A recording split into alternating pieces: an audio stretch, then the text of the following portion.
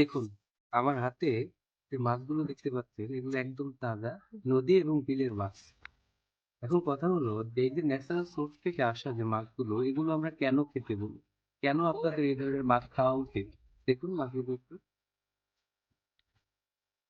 এখানে বিভিন্ন ধরনের দেশীয় প্রজাতির মাছ আছে। এখন আমরা স্বাস্থ্য বিষয়ক কথা বলতে গিয়ে যেটা বলি যে আপনারা ন্যাচারাল সোর্স থেকে আসা দেশি মাছ খাবেন। কেন বলি আসলে? আমাদের দেশের প্রেক্ষাপটে যদি আপনি দেখেন ম্যাক্সিমামই কিন্তু আসলে চাষের মাছ। আমি যদি ঢাকা শহরের কাউকে বলি যে আপনাকে দেশি মাছ খেতে হবে, ন্যাচারাল সোর্স থেকে আসা নদী বা বিলের মাছ খেতে হবে, তারা খুব অবাক হয় যে স্যার এটা কি বলেন?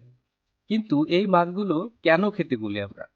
দেখুন, এই ধরনের দেশি মাছে প্রচুর পরিমাণে ওমেগা 3 থাকে, বিশেষ করে ইপিএ এবং ডিএইচএ নামক ওমেগা 3 থাকে। আর চাষের মাছে বেসিক্যালি বিভিন্ন ধরনের হরমোন, স্টেরয়েড এবং ফিড ব্যবহার করার কারণে এই ধরনের মাছে কিন্তু অনেক ক্ষেত্রেই ওমেগা 6 তৈরি হয়। তো আপনারা জানেন যে ওমেগা 6 ইনফ্লামেটরি আর ওমেগা 3 হচ্ছে অ্যান্টি ইনফ্লামেটরি। অর্থাৎ ওমেগা 3 আপনার শরীরে প্রদাহ কমাবে। সেই জন্য আপনার আসলে দেশি মাছ খাওয়া উচিত।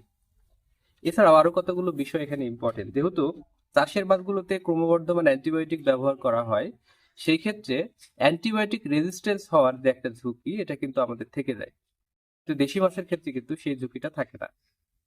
এছাড়াও দেশি মাছগুলো আসলে কেন আমাদের বেশি খাওয়া উচিত? কারণ এই ধরনের ন্যাচারাল সোর্স থেকে আসা মাছে প্রচুর পরিমাণে ভাইটামিন, মিনারেলস, মাইক্রোনিউট্রিয়েন্টস থাকে এবং খোলা পরিবেশে বড় হওয়ার কারণে এই ধরনের মাছ কিন্তু অনেক গুরুত্বপূর্ণ আমাদের স্বাস্থ্য ভালো রাখতে।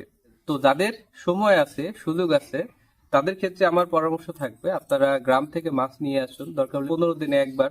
হ্যাঁ, তারপরেও সেই মাছটা খাওয়ার চেষ্টা করুন। কারণ চাষের মাছগুলোতে আরো কিছু সমস্যা থাকে। এখানে যে হরমোনটা বা স্টেরয়েডটা ব্যবহার করা হয় সেটাও কিন্তু অনেক ক্ষেত্রে আমাদের সমস্যা তৈরি করতে পারে। যদিও পুরোপুরি আসলে চাষের মাছকে স্কিপ করা সম্ভব না, তারপরেও আপনারা যতটুকু পারেন আপনারা দেশি মাছ, নদীর মাছ এবং খাল বিলের মাছ খাওয়ার চেষ্টা করবেন। তো আজকের মতো এই পর্যন্তই। ধন্যবাদ সকলকে। আসসালামু আলাইকুম।